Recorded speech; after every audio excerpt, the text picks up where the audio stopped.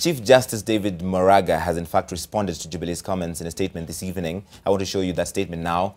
He says, "I would not ordinarily respond to statements made by politicians in the course of campaign activities, but these accusations are particularly unfortunate, based as they are on completely wrong premises," he says. And at no time did I ask the IEBC not to proceed with ballot printing, contrary to statements made by Deputy President William Ruto and other politicians at that Baringo rally.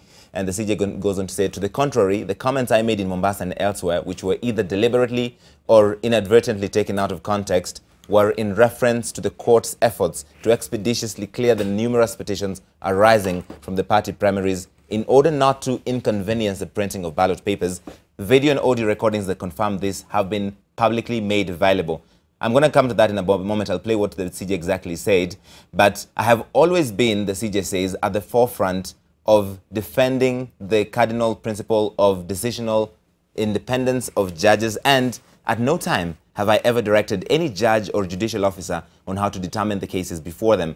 And the final part of that statement I'm going to show you says, "We in the judiciary are open to constructive engagement, including being criticized. However, when political leaders cast aspersions on the administration of justice based on a misinterpretation of my statement, it has the potential to impair public confidence in our courts, and this concerns me a great deal." So a very unusually strong statement from the Chief Justice, coming as it did on a Sunday, which is not usually a working day, but he says it was an extraordinary situation that he needed to make a statement on. We'll discuss that in a moment.